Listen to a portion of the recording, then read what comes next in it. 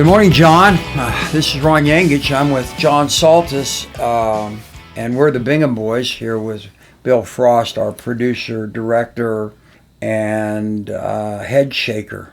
We make him shake his head a great deal, John. He's a head shaker, all right. Go ahead. Yeah, what? Well, I'm standing here with you, and we're in Washington, D.C. today, and it's 1865. Let me guess. The Princess Theater from Bingham, Main Street. Yep, we're on the street between the theater, the Ford Theater, and across the street, the house of, and now their name has escaped me, but it is where Abraham Lincoln was shot on April 14th, 1865. And then he was taken to the home across the street of a family and suffered there for the rest of that night on the 14th, and then died on April 15th. And so today's an interesting day for this country. I know you remember this. As a little boy, I do.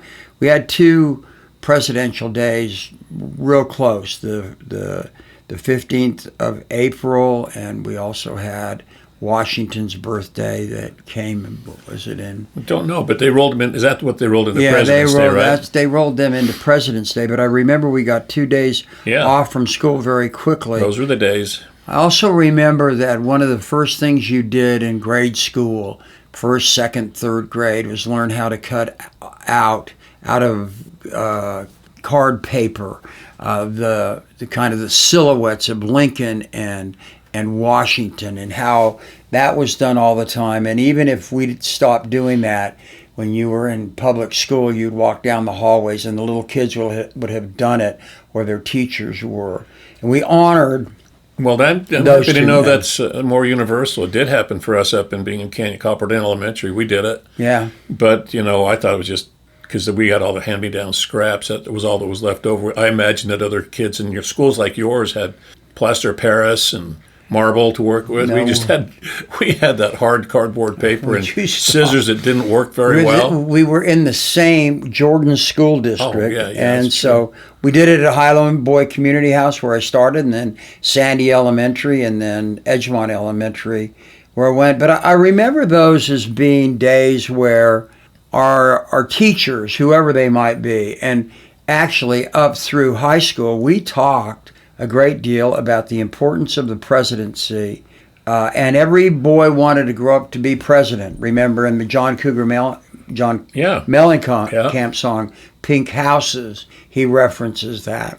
And we had a real reverence. Well, that's gone. I mean, look, Honest Abe. Do we attribute the word honest to our current president? And because people will say, oh, but what about Biden, and what about Obama, and what about, Eisenhower? Well, I don't know that they all told the truth, but they all didn't blatantly lie every day. And so the word for Honest Abe, it's situational, who couldn't tell a lie, was that? Yeah, that was Washington, But those two truisms are not even what do you say in future generations? I cannot tell the truth. Well, I think one of the things that troubles me, and has for a long time, when I was teaching up at the U particularly, about the lack of knowledge and understanding. There were myths that surrounded these men and others. I mean, the cherry tree myth and all of those things. But what they attempted to do, and next thing will happen is that the whole Epstein file was a myth, and abuse was a myth, and fraud was a myth, and that's it.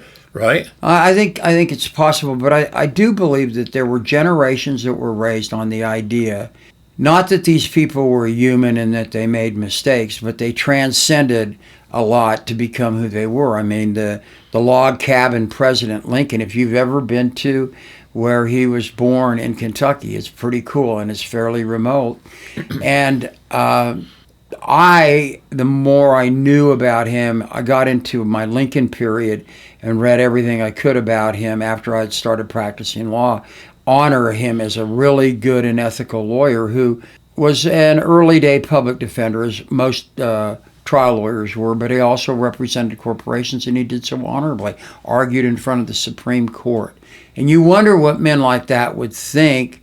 And so if the word back there, when I think of them at least, and again, I know they were men, and I know that they weren't perfect, and I know that all of their politics wouldn't align with some things that we on the left believe, and many things, or some things that those on the right believe, but we honored them as men who took us through difficult times. I mean, that's true. And so if the word is honesty, or the word is truth, so what's the word? What's the word in Greek today for who we are? Well, first, I've been. Did you? We are there today, right? But have you been here before? I have. Yeah, I have too. Yeah. Ford Theater's not that big, and you can see the balcony. They have it presidential, if you will, still up there. And then what you're speaking of was the Peterson House. Peterson House, yeah. That's where he passed away, and we went in there as well. And I go, my God, he died in a bedroom that's smaller than mine up in. Right. Sure, it was just a tiny rickety bedroom kind of thing, and that was life. That was probably decent life in D.C. back then, right? It was just a humble home. But I always thought if I'm ranking presidents, the historical ones, I always put Abraham Lincoln first. He dealt with the most difficult situation this country's ever seen, and you could also make the case for Washington in my mind, because there wasn't a country without him. No, but. And he also was the one that determined that we didn't want kings. We didn't want kings. We did not want also not only kings, but we didn't want families that would govern. That it was open for anyone. Again, it gets to the idea that Washington, who was in many ways a wealthy man for his time, and in a sense in a class above most of the Americans at that time, economically and otherwise, Washington didn't want that. He understood that, and he opposed it. They wanted him to run again. I've mentioned this before, and you have as well. He didn't want to. He didn't want that. Well, been there too. He had a lot of Dutch ovens, that guy. Yeah. But I mean, those are my first two, and they're probably the majority of people rank those 1 and 2. Washington and Lincoln as their two best presidents. I have to laugh. I'm sorry, I have to laugh. Except one guy. Except for one, and there's a reason that he thinks he's number 1 and number 2, because he's been in there twice. But the admiration goes back partially to being taught, but partially just understanding and reading history later what they did. So even though we're in a pretty perilous time right now, all kinds of ways upside down. Pretty rough under Lincoln too, when you've got a country divided. Maybe by far more, 500,000 Americans died, right? And it was not ever fully secure that the North would win. Ultimately, the South knew they didn't have the means and the power and the industry and all that kind of stuff. They kind of knew that.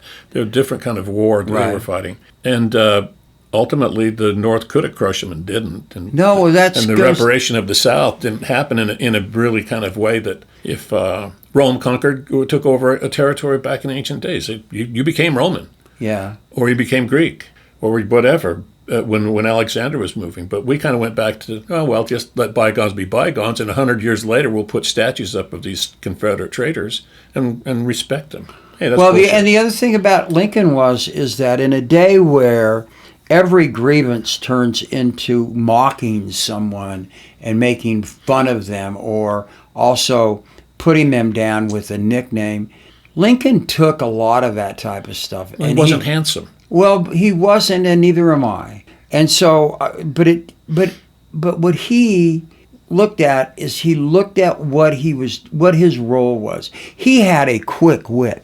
Yeah. He was known as a lawyer for having a very quick wit, and he could cut with it. And he was a strong man. He supposedly was a wrestler, wrestling champion of Illinois. Split logs. Yeah, and all that. But you know what? He didn't respond in kind, and he didn't because, in part, he was just a good guy. But the other thing was, he knew what his role was. He was the President of the United States. He had to bring people together. He had to bring people together who literally hated him, and yet he never responded that way. And he as you just mentioned, it was his idea not to have unconditional surrender. He and Grant spoke about it. They talked about what the process should be before Lincoln was assassinated on this date many, many years ago. And as a result of that, there began a process by which the people in the South could be repatriated.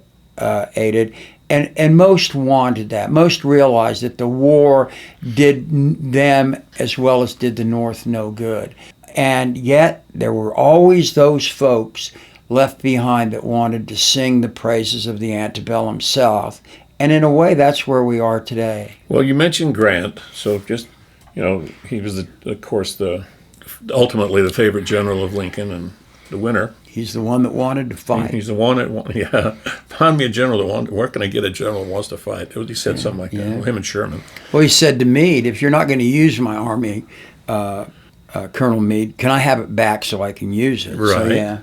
Well, Grant, 10 years after Lincoln died, a little bit more then, what was it, 1864 Lincoln died, I think so? 65. 65, and it's 10 years later. He was speaking to a group of Southern veterans, the Army of Tennessee. Volunteers. Volunteers of Army of Tennessee.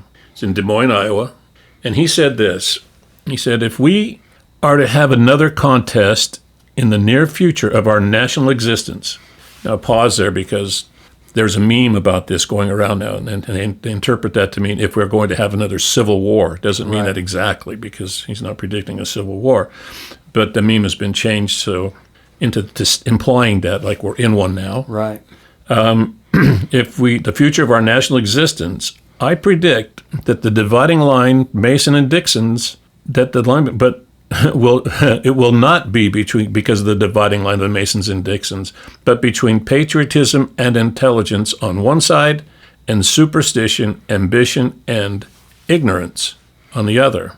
And that's the word I'm going to choose today, is the word ignorance, because I think by looking at, trying to figure out where it originated and why, how that word came to be. When we say someone is ignorant today, we mean they're not smart. Right. That, you're ignorant. Right. Or, as we say in Utah, ignorant. Ignorant. Ignorant. You're ignorant. You're ignorant. And so... I've been told that a lot. Yeah. You've been in a lot of rural courtrooms, haven't you? Yeah, well, I have. I have been told not because city boy. I'm talking about my family. Oh, yeah, too. Well, we all have, but we say that in a different context. That the Greek word for that is there's a couple, agnia, and then another one that's I think more common. I'm not exactly sure, not all the way fluent. That I think it is. It's amathia. Mathe means learn at school, matheteam, whatever. But so it's without learning, basically.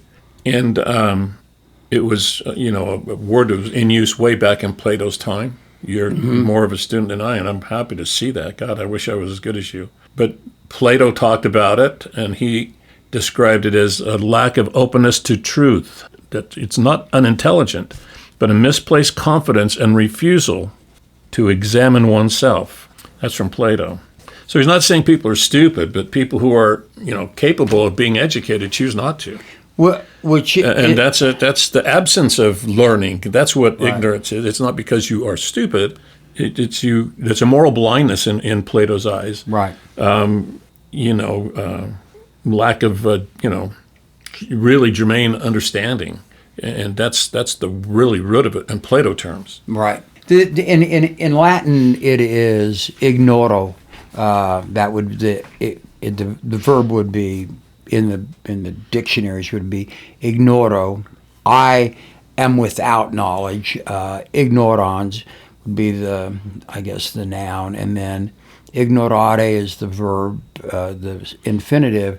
And we talk about that because we talk about the word ignorance. I mean, that's where we get it. And what it really means is without knowledge. But they have some other ones that follow Plato. Inductus, which is basically unlearned, and by what that kind of means is that you're unlearned because you've had the opportunity to learn and you don't. But they have another one that is really pretty cool, and it's called insciens. Skio is I know, and what that means is unaware. And so what Plato did with one word was to encompass kind of all of these lack of knowledge, or what we call ignorance. I think that the word I would not want to be referred as, there are a lot of them, but I would not want to be called an ignoramus. And an ignoramus, again, the Latin is we are stupid or we are ignorant. And I'm fearful that there are a lot of people in our world today, and we can all do this. For example, I'll call myself that word when it comes to computer things. I am an ignoramus, and a big part of the reason for that is I won't sit down and attempt to learn it. I don't want to. So that makes you ignorant. And that's what makes me ignorant, or the word. You won't try. Or the word in Greek, which is amathia. Amathia, yeah. And so. So mathia is. Well, that's one. But the other, I'm sorry, it's amathia. Amathia. Oh, yeah, I had it right. So, like, matho is like I learn it, I'm learning. And when you say the word, when the Greeks have the word like the or on in front of something, it's without. Like in Utah, we've used this before. The Greeks in Utah that came here called the locals analatos, without salt. Salt, without They're not salt. spicy. So when you put in front of it, it's without learning. Right. It's interesting to get into this little discussion about words. I read a book about Thomas Merton. I mentioned that, and he says just in one of the passages I read not too long ago, he says he uses a Sanskrit word that he finds because he's studying Hindu religion, and the word is Advidya. So there's some, you can feel the closeness because they're all Indo-European languages. And what he says about that kind of hits on what we're talking about. And there has to be a real fear by which one orients his life. What you fear is an indication of what you seek. What do I fear most? Forgetting and ignorance of the inmost truth of my being. To forget who I am, to be lost in what I am not, to fail my own inner truth, to get carried away in what is not true to me, what is outside me, what imposes itself on me from the outside. And what Merton is talking about here is he's talking a lot about politics when he's writing this, and about being a monk and feeling the pressures from all kinds of stuff, which does not come from monkdom. It would be interesting to see what Father Macarios has to say about that. Yet I cannot help, to some extent, being influenced by what is outside of me, and hence I must accept that influence to some extent, but always in such a way that it increases my awareness, my remembrance, my understanding, instead of diminishing these. Fear of ignorance in the sense of adavida, and that is, and then he defines it as the ignorance that is based on the acceptance of an illusion about myself. And again, what he means there is it's an illusion that other people have dropped on you, and you don't think it through. Because Plato said that. He was in Plato's cave. Right, yeah. So he's looking at the walls of the cave and seeing these shadows, and he interprets them as reality. Right, They're not reality. Yeah, they're not reality, and they're not reality in part because he doesn't make the other step to see what outside this cave. That air prevents him from seeking the real truth. So, look, they weren't alone. We've been kind of trying to figure out how to pronounce this fellow's name, a fellow Greek of mine. Go ahead, Ron. You take the first. I'll take the first shot. I was taught that the name is Epictetus. His name is Epictetus. In Greek. in Greek. And he was... Well, yeah, we always put new letters in, and we try to put our own sounds to them. Right. In Greek, it's Epictetus. Yeah. He was a Stoic, and he had been a slave. Did you know that? I did. And you know what his name means in Greek? I do not. What it means is acquired. He was someone that had been acquired. A lot of people don't know that in the Roman world, in the Greek world, there were lots of slaves, but all of them didn't remain slaves. Many were manumitted, and many earned their manumission. And what that word means really is to mano, hand, and mission, send away. So their work with their hands is done, and they are sent away by the signing of the hand of their owner. And there were lots of them that became very famous men throughout Greek and Roman history, and he's one of them. He writes, in my opinion, and it's my semi-schooled opinion, my Little League opinion, of the Stoic ideals as well as anybody that I've ever read. And I was turned on to him once again by Jesuit priest that I know, and then Merton mentions him quite a bit in his works. Well, he said in regards to the word ignorance and what it means, he called it moral and spiritual blindness. And in today's world, you can see this. People assent to bad impressions, then act from passion, not reason. Right? That's what's going on. I mean, we're all just choosing a side. We're all pissed off, and we're not looking at the real depth of it. Is it true or not? He called it unwisdom, is what it's a word he used. So it's a failure of judgment. A mind can be good, but you can choose badly. And that's another. It's like, it's not giving a hall pass to people, but it is kind of accurate. A lot of people are choosing badly. Well, all of these guys believed in some sense in free will. I mean, you have, even he says this as a slave, Epictetus. He says, and the little book I've got in front of me is a new translation from a few years ago, which is a dual language book. Can't read the Koine Greek, but he says you can be free and be a bondsman. You can be free and be a slave, and you can be the most unfree in the world and have all the freedom and all the power and all the money in the world.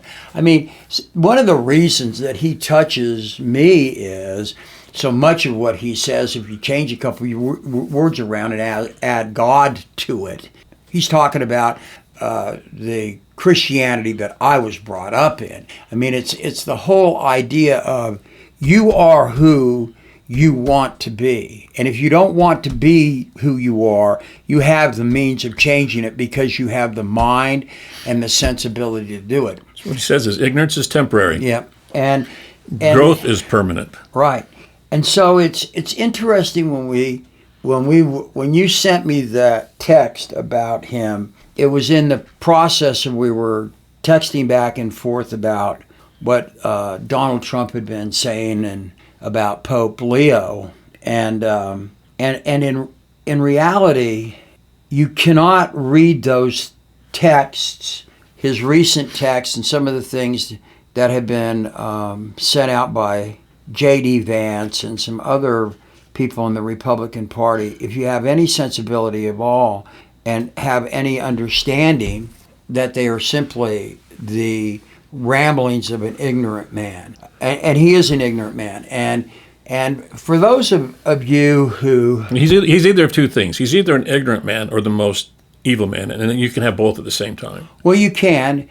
I think maybe he's perfectly sane. Maybe he's not crazy like some people say. He could just be evil.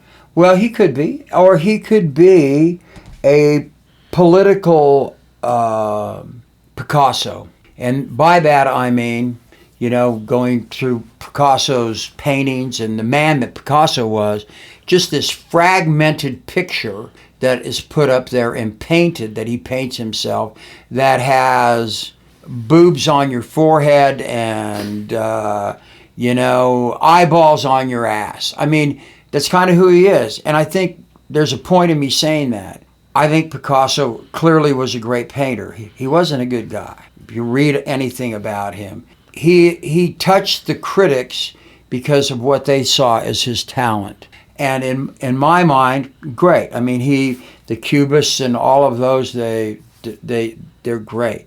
They don't paint reality in the way that we have to follow it in our lives. And so it's interesting to see. It's interesting to see, like, some people think music is interesting, that we just don't find a tune. We can't follow it. What you just said is interesting. So many of our heroes really aren't good guys. No, they aren't. And music. I mean, you have all kinds. And so there may be a sense that, and you brought me here. There may be a sense that there is some sort of genius in them, okay? We're all capable of genius in our own ways. I think you're a genius in many ways. I think you did with independent news what nobody else has done in the West. You did it. And you did it because of hard work and dedication and your background and all that, but a sense of genius about how you go doing it. We argued about it years ago. We argued about it, but you were right. And so we all have it in us. What do you use the genius for? And so in my mind, when we try to explain Donald Trump, we can't, and we should just stop. This is where I am in my life now. Call me what you want about I'm what's the word? Deranged? Trump deranged. Fine. Because here's the deal. Here's the thing you and I both know. We were both deranged before he came along. Well, yeah. We both didn't like him before he came along. And why they put the two of those words together, I don't know. But I don't care, because you know what? Here's where I am now after this last little deal with Iran and his unwillingness to stand up to Putin and Netanyahu. And, of course, I like Pope Leo. And you should, too, because he's a White Sox fan, although you're a Cubs fan. No, he's Chicagoan. He's a Chicago guy. But anyway, this is a good guy. This is a good guy who, to quote Socrates and Merton and the other people we've been talking about, he knows who he is. Leo does. Provost does. He has dedicated himself to that. He's dedicated to ideals or religious beliefs that indicate you're supposed to do stuff for other people. He's never done it for himself, and he's been all over. And so for Donald Trump to attack him and other people like him, and for people to say, well, he shouldn't have done it, but I understand, I'm past it now. Donald Trump, to me, is simply Picasso. There may be some things that he's able to do very well, and there are some things that he does in ways that, in my mind, are truly evil. And he continues to do them, and it may ultimately mean that those two men that we talked about earlier, Lincoln and Washington, that he ruins what those good men, they weren't perfect men, but those good men founded and then pursued the founding of this country for. No, I followed Leo more so than any recent pope, thankfully, because of you and you do, and you've brought me up to speed on the guy.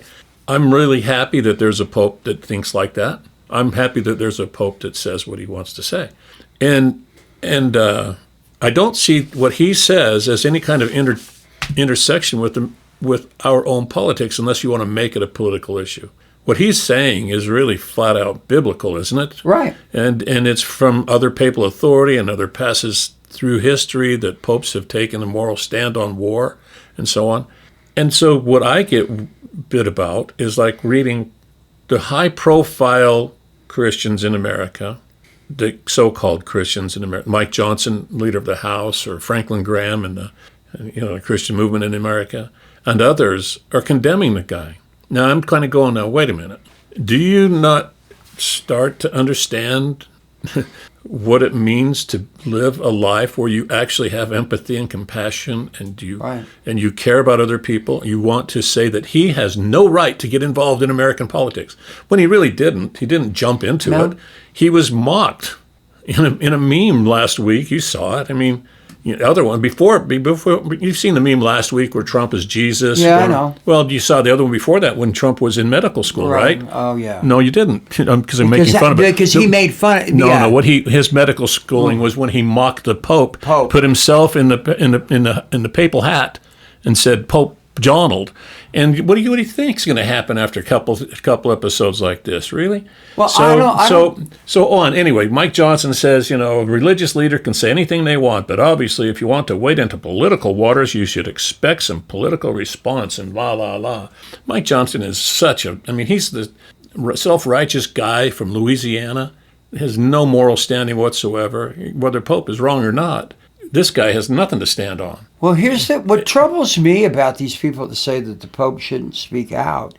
These are the same people that follow the line that a man wrote a book called Hitler's Pope about Pope Pius XII, where he claimed that Pope Pius XII did not do enough in speaking up against Hitler and not doing enough in saving Jews.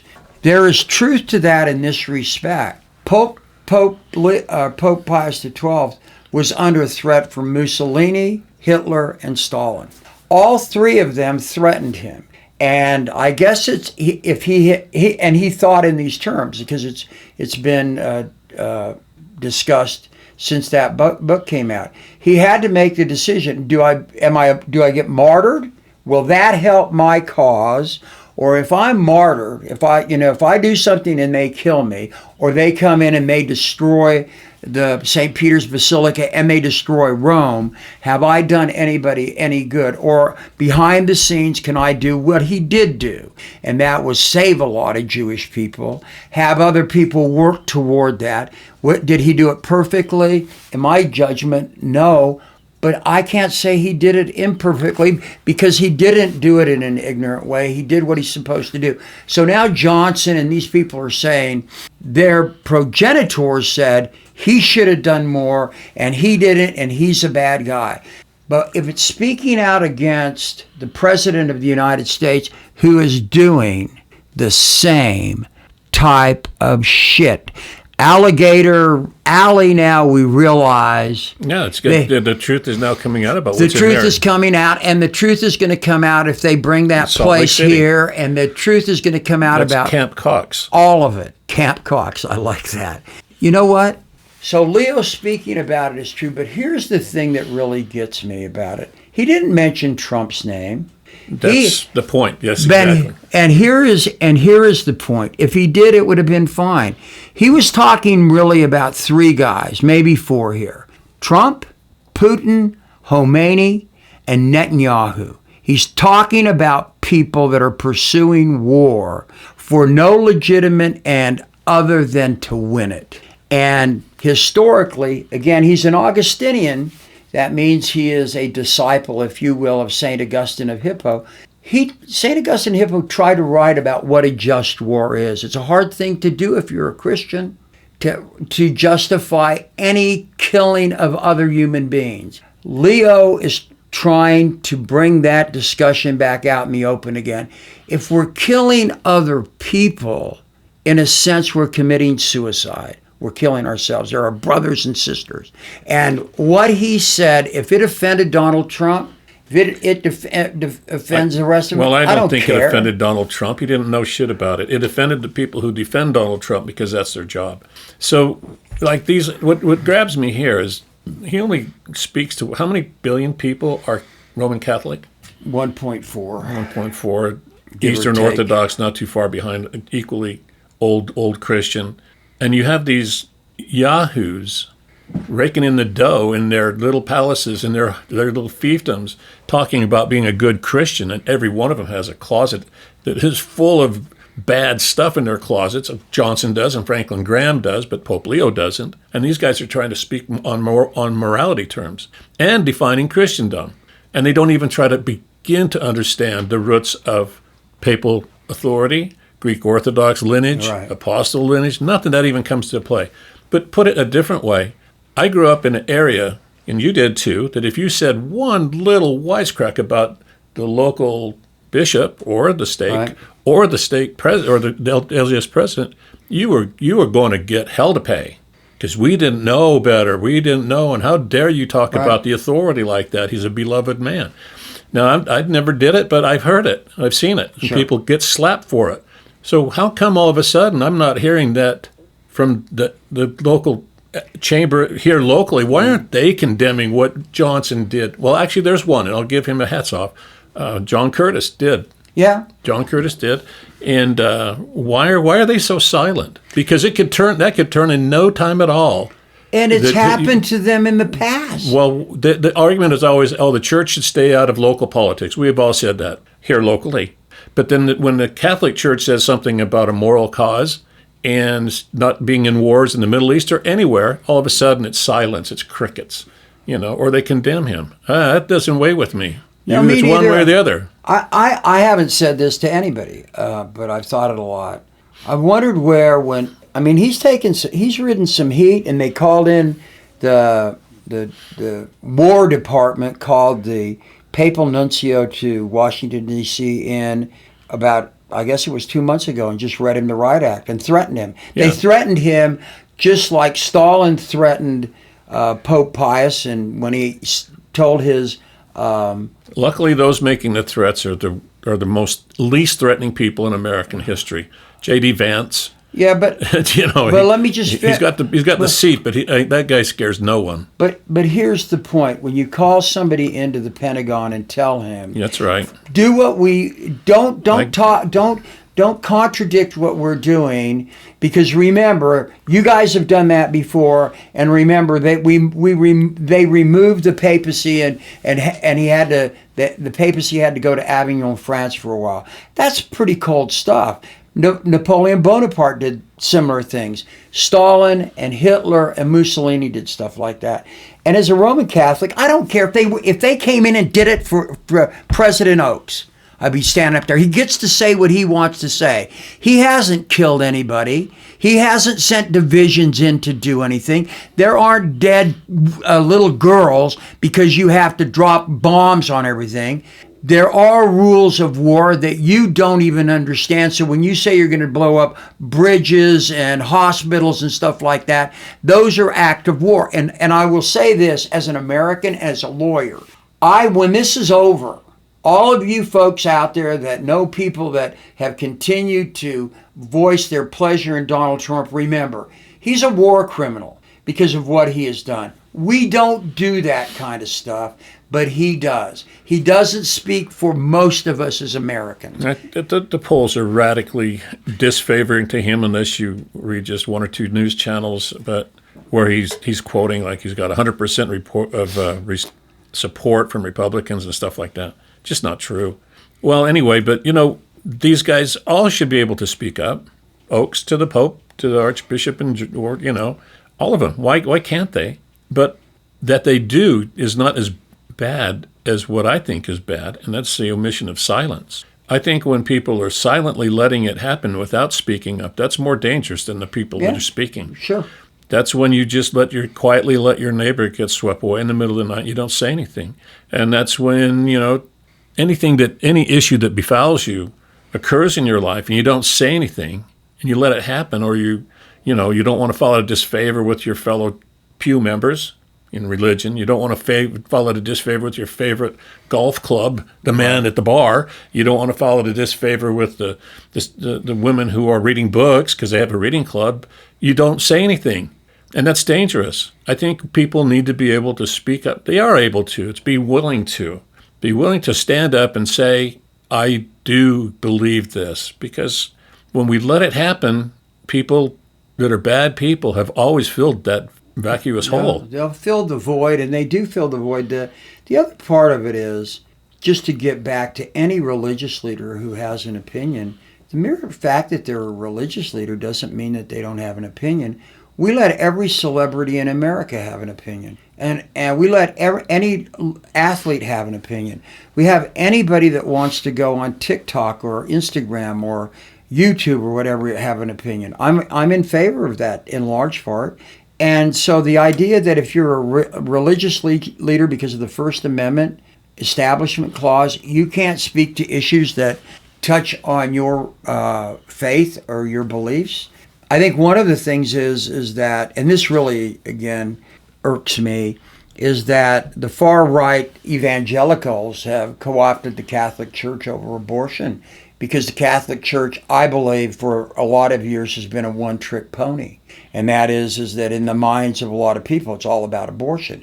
And there are a lot of Catholic prelates out there, including guys I once respected like Robert Barron and Timothy Dolan, who that's their whole deal. They don't think about anything else, apparently. They're willing to kowtow to Trump because he supports anti-abortion measures. Well, I would love to sit down and talk to them and ask them to explain that to me relative to the catechism and the teachings of social justice for the Catholic Church, because there are a lot of those out there that those guys don't seem to care about. And so we're left here with this idea that, you can't speak out and say, I'm opposed to that. You're not, once again, sending troops in. They're not sending the guys in the funny uniforms that protect the Pope with halberds and multicolored suits to go get him. He's just saying, I'm opposed to this. This is opposed to what I believe in. And we've got people calling them into the War Department to tell them not to do it. The basic legal phrase would be piss on that, because they get to say what they want to. And that includes people that disagree with what I believe in. Right. Well, we have what we have. We have a president who is like we said, he's either ignorant or evil or late-stage dementia. The other day when he posted that, here's the funny, like it was on Easter. Let me get this back. I think it was Good Friday. Hegseth said, hey, we're not going to practice. We're going to do the Catholic service today, Protestant only. I go, okay, that's a pretty good signal here. We could give a shit about the Catholics. It was followed up on Sunday. Something Trump did. I don't remember what he did exactly on that day, but it was like kind of a Christian thing to do. Maybe drop the bombs again. Then on what was Eastern Orthodox Easter came the meme with him in the hands of Jesus. And these are like only the holiest days of the year for those two religions. And what are you doing? So, but when they said that his defense of it was, well, I thought it was a doctor. I just said, okay, I thought it was a doctor. Well, now it's coming out that, no, they didn't say it was a doctor. He never thought it was a doctor. His handlers said, tell them, the media, that the image was doctored. Yeah. And he got it wrong. He didn't know the difference. I hadn't heard that one yet. Yeah, I mean, so this is a pretty good one, a meme that goes around. I get a kick out of some of them. This one I did. And he's so braggadocio about passing the cognitive test. Like, okay, you got 5 animals here. Pick the rhinoceros. Pick the longest word, whatever they are, highest number. So there's a meme now. It has a doctor in the cognitive test, question number 35. There's a picture of a doctor and a picture of Jesus. And it says, like, find the doctor. It's like, oh, my God. People can be clever, too. But how's he follow this up? We're going back into the Middle East, and the war is on, the war is off. We knocked out the uranium. Nope, we got to go back and get the uranium. They're dead. There's no Navy. There's no nothing. A plane gets shot down. But we said the Navy was gone. Yeah, but somehow it got through. It was a lucky shot. That's what Hegseth said. It was a freaky one that killed our 13 guys, or whatever it was, in the 6 or 7 guys in that. Well, I think there are 30 plus Americans that have died. Well, I don't know, but it numbers are so stupid. We used to watch them every night on the news. Remember? Yeah, I do remember. So good. That's a great point. I mean, it didn't matter. If it's one, it's too many. So, and if it's one, and if it's one of them, it's too many. So the it's on, it's off, it's in, it's out. We're blocking the Strait of Hormuz. We're not blocking the Strait of Hormuz. What's wrong with Iran? We are going to get them. All this every day changes. And it goes back to what we said at probably the very first of these episodes. The guy never has a plan. He's got braggadocio, and he just goes out, and it's always 2 weeks pushing the can down the road. And there are people dying as a result of this, lack of effort and lack of really thinking about it on the diplomatic level. What is happening is Trump is negotiating back, supposedly, if he's negotiating at all, back to the position what Obama had, that he couldn't stand, that Obama made a deal. Right. It's the same freaking deal. Yes, it is. And the Strait of Hormuz was open before, what was the day and month? Was it March, April? Whenever we went in, it was open. So now we're going to bargain to get it reopened, but now with a tariff or with a fee? It's so stupid. That's that's my point about him being Pablo Picasso. That it's all cracked up. The picture doesn't meet reality, and we're supposed to try to explain it, and we can't. And you know why we can't? Whether he's evil or stupid or a genius, it doesn't matter.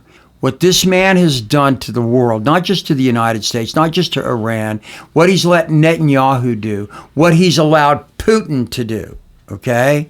As the leader of the strongest military in the world, which is no longer the strongest military in the world, because we're running out of money. Okay, so we've got this guy that's doing this. We don't know. A good leader tells the people what he's going to do and then why he's done it. Right. And we have none of that. And we have none of it. You get it 2 in the morning in a social media post. And so the point I make about it all is, and this is why I'm not in a bad mood today, actually, is I literally have come to this conclusion when I was reading some stuff last night, and I go, I had art history when I was in college, and somehow I not only passed it, but I got a great grade. And I realized that I wrote a paper one time, and it was about the Cubist, And I bet that the entire paper basically was explaining, I don't understand any of this. I really don't believe anybody does. I believe most of it is that it was different and unique and that the critics just decided it was wonderful, and so that's why everybody does. When I look at it for a minute, it's kind of interesting, and then it gives me a headache. That literally was the premise of the paper, and I got an A in the class. It reminds me of And that's who Donald Trump is. He gives me a headache. Yeah. It reminds me of a story of a kid that went to college at the U, and the class was existentialism. So I don't know if he really did this or he told a lie about it, but the test was define existentialism, and he turned in a blank piece of paper and got an A. There you go. No, I mean, I don't know. So yeah, it's right. But the thing is, you don't know because you don't know, and Donald Trump doesn't know for a different reason, and that's what these philosophers were saying. It's a willful lack of learning. You don't want to learn. It's just profound to me that there's no profoundness there. When has he spoken to American people in a way that we all got like teary-eyed or unified or all want to stand up and sing? Or it was a rousing speech. Instead, it's like Joe Biden can't walk. Have you seen the latest Joe Biden video? And look, Obama's still in his whatever. And all the time, it's just this crucifixion of all of us on the basis of his grievances. And we're sick of it. People are dying. People are paying the price. And he can't get a story, cogent line going. He can't even stay on his own scripts anymore because he has to go off on like he did the other day. I saw him on Fox News of all places. They asked him a question like, what's your favorite dessert? It was a softball question, and he went off on something like mowing the grass or something and had no relation. And she just sat there, Maria Bartiromo, going, what the is he talking about? But she didn't follow up because that's Fox way. But she should have asked. She won't. I know, but she should have if she's a journalist. And by the way, for those of you that are listening, we hope in 2 weeks to have Randall Carlisle here. Oh, yeah, Randall will be a good one. Yeah. To talk to John primarily with me. Why me? Well, because you and he can talk to us about journalism today, because I know journalists, in fact, the one I'm sitting in front of and the one that's behind me, Bill, who, when they asked the question and that was the answer, they would go, there would have been a follow-up question even if he didn't want one. Well, because that's what journalism is supposed to be about. Randall and I go back a ways, and it might be because of Bill sitting over there. Really? Yeah, we put him on the cover of City Weekly one year because he was named Best Hair. That sounds like something Bill would do. Do you remember that, Bill? Oh, yeah. Okay. Did you do that? Was that you? I think the readers voted on that. I think you named him. I think it was a staff pick. Either way. But no, it'd be great to have Randall on. And he's a great guy. He's a great guy. And, well, look, why don't we decide what we're going to do about, we're going to come back in 2 weeks, you said? We're going to come in 2 weeks. We're going to take the summer and come every other week. And I think that what we're going to try to do, because we bounced around a lot last summer. Yeah, we did anyway. So we're gonna do that, and I hope people will continue to listen. We try hard, and we care. We care about not just giving our opinions and ranting and raving and dropping an occasional F-bomb. What we want you to understand, if I can speak for both of us, is where we come from, and our upbringing was such that when we talk about somebody like Donald Trump and some of these other people,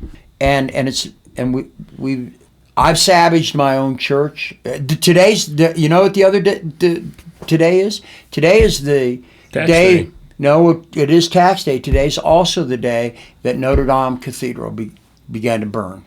Oh, what was that, about 4 years ago, 5 years ago? 5, I think. At that point, I've said it, I believe the Catholic Church deserved that in a sense. It's a symbol of how we let things go. Just like this country is letting things go with Donald Trump. And so it can happen to the best of us, it can happen to the worst of us. What we want you to know is that our whole point here is that we're talking in terms that we believe our families taught us. It is. And my grandfather taught me, Cretan immigrant, his big deal is one of the first words he taught me, imposed upon me, was honesty. Be honest. Right. Be honest, Yanni. Be honest. You can't mess with people. Be honest. And that's Honest Abe, tying back to the first of this, Right. That just means a lot to me. And What's the best compliment you could receive when you die? Hey, he was a good guy. He was an honest guy. That's it. You can get all of the other awards or none. And yet, when you're planted, when the people that come or the people that talk about you say, he's a good guy, he's an honorable guy, that it doesn't get better than that. You don't need any more arches, golden barns, whatever. You don't need any of that. That's what you look for. And let's be honest here. When Don and I'm not one, and I know you're not. We don't hope that he dies. I hope that he changes. It would be an amazing thing if he did. But I'll tell you what. As of this day, there is no one that is honest themselves and an honorable man and a good guy that is going to go, that's too bad, that was a good guy. And the reason is because he's not. No, he's not. And I don't know who they're going to find as a eulogist there. I've already chosen you. You might not know this, but that happened when my son Pete was born. I said in a column in City Weekly that blah, blah, blah, and I want Ron Yengich to be my eulogist. In a way, I do remember that now. So, hope you can say good things. Well, I'm going to say good things about you.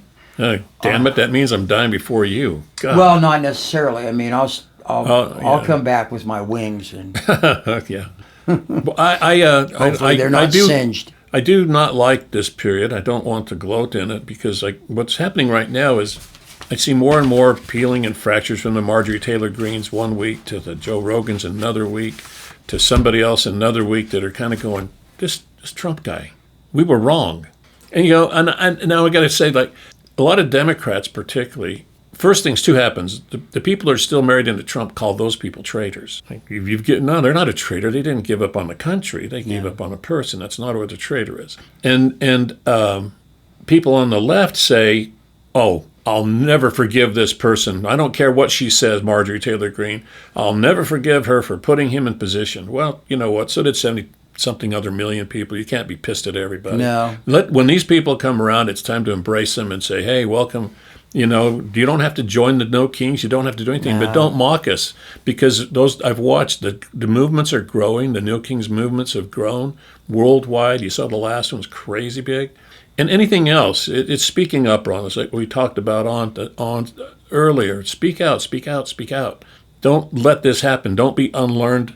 Pick up the stuff and figure it out because it's there for you to figure out. You just can't trust the ones that are untrustworthy. They're manipulating the whole country, the whole world. And I think we can end on that. I mean, I think that's the point. That's why we do this. And we certainly don't do it for the money. No, the only person in here makes money is Bill. Well, and he's the only one that really deserves it. That's true. But one, just to end on that point, we have an obligation to be true to ourselves. And however other people want to feel about themselves, that's up to them. We're not here to continue to condemn them. We can oppose them and we can disagree with them. But if they change their mind, if anybody changes their mind, they get to do that too. Yeah. Well, look, sayonara for a couple weeks then, huh? Yeah, a couple weeks. I'm going to try. Well, the war will be over and then it'll start again and be over. No, I don't. In a 14-day period, lots of things can happen over there. Well, not only that, we're going to see whether the Jazz actually get the BYU player that they tanked for too. Pretty soon. You think there's wait a minute, I didn't think about that. If the kid that commits, that's who they got. That's who they have in mind, don't they? Well, that's exactly who they have in mind. Well, so we'll see whether Danny Ainge and you smart and devil. His son and also Ryan Smith. They have pissed away 2, 3, how many seasons where they haven't been competitive so they can get a guy from BYU. Well, here's the beauty of the NBA. It hasn't cost them a nickel, has it? No, it hasn't cost them a nickel. So in basketball world, it doesn't matter if you win or lose. It should be the same in politics. Johnny, do you bet on games? No. Me neither. But you know what? It's fraud is what it is. If I was the Attorney General of the state of Utah, I would open an investigation because all these bets are going on all of these teams that are tanking, and in my mind, that's fraud. Maybe we ought to talk about that sometime. It's fraud. I mean, what's the point of, look, if you're going to be all pissed off about Riley Gaines not winning a match, she took 5th, she tied for 5th. because she had an unfair advantage. And why do we give a shit if the Jazz win or lose? Right. Because it's not about winning, is it? No, it isn't. It's about something else. It's about somebody else being able to turn that into a platform of wackiness. You know, I'd kind of almost get it if she took second to the first place person, but not tied for fifth or not any of that. She was in the lane. But that I don't want to go on that issue, but here's that one. And the other ones on either side continue to make billions of dollars. Cities give them billions of dollars for landing and development, all that kind of stuff. And they don't even try to win. The whole concept is winning, I thought. Well, it is. And so I think that the new Delta Center ought to be a great big water tank. That's how it ought to be. Yeah, why not? Because that would exemplify who the Utah Jazz are in the last several years. We don't. Tanking. Thank you. Thank you. All right. See ya.